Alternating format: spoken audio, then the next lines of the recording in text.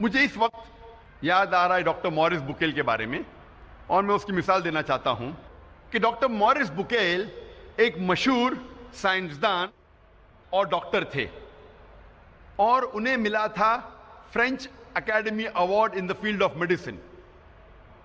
اور ڈاکٹر مورس بکیل جو عیسائی تھے، انہیں چنا گیا تھا ریسرچ کے لیے ممی آف منپٹا کا۔ ممی آف منپٹا وہ فرعون جو موسیٰ علیہ السلام کے وقت تھا، اس کے جسم، اسے کہتے ہیں ممی، اس کے اوپر ریسرچ کرنے کے لیے ڈاکٹر مورس بکیل کو چنا گیا تھا۔ اور کیونکہ ڈاکٹر مورس بکیل عیسائی تھے اور بائبل پڑھ چکے تھے، وہ جانتے تھے کہ موسیٰ علیہ السلام کا پیچھا کرتے کرتے فرعون دریا میں ڈوب گیا تھا۔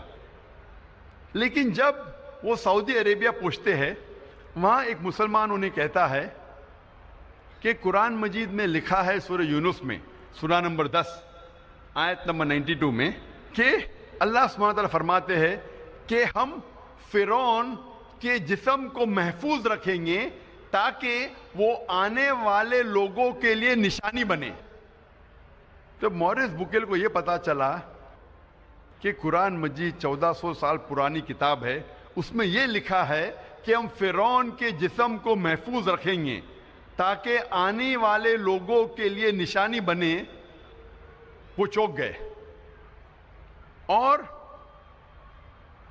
وہ قرآن مجید کا ترجمہ پڑھے۔ اور قرآن مجید کا ترجمہ پڑھنے کے بعد اتنا متاثر ہوئے کہ قرآن مجید کو اچھے سے جاننے کے لیے انہوں نے 50 سال کی عمر میں عربی سیکھی۔ آپ سوچ سکتے ہیں، ایک غیر مسلم، ایک عیسائی 50 سال کی عمر میں عربی زبان سیکھ رہا ہے قرآن مجید کو سمجھنے کے لیے۔ اور قرآن مجید کی تحقیق کرنے کے بعد انہوں نے ایک کتاب لکھی، بائبل، قرآن اور سائنس۔ تحقیق کے بعد ڈاکٹر مورس بکیل نے اپنی کتاب میں یہ لکھا کہ قرآن مجید میں کئی آیتیں ہیں جو سائنس اب ایڈوانس ہونے کے بعد جاننے لگی، جو قرآن مجید میں 1400 سال پہلے لکھا ہے۔ اور ڈاکٹر مورس بکیل کہتے ہیں کہ قرآن مجید میں ایک بھی آیت نہیں ہے جو سائنس سے ٹکراتی ہے، لیکن بائبل میں کئی ورسز ہے جو سائنس سے ٹکراتے ہیں۔ یہ مثال دینے کی یہ وجہ ہے میری، یہ کہنے کے لیے کہ ایک غیر مسلمان عیسائی 50 سال کی عمر میں عربی زبان سیکھتا ہے قرآن مجید کو بہتر سمجھنے کے لیے۔ الحمدللہ کچھ سال بعد اللہ سبحانہ ڈاکٹر مورس بکیل کو ہدایت دیتے ہیں، اور الحمدللہ مرنے کے پہلے ڈاکٹر مورس بکیل نے اسلام قبول کیا تھا۔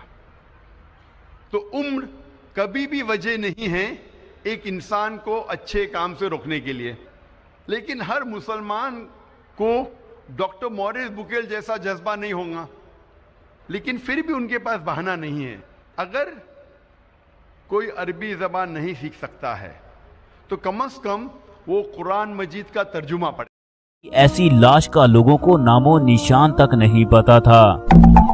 اگر آپ نے ابھی تک ہمارا چینل سبسکرائب نہیں کیا تو ابھی سبسکرائب کریں اور بیل آئیکن کو کلک کر کے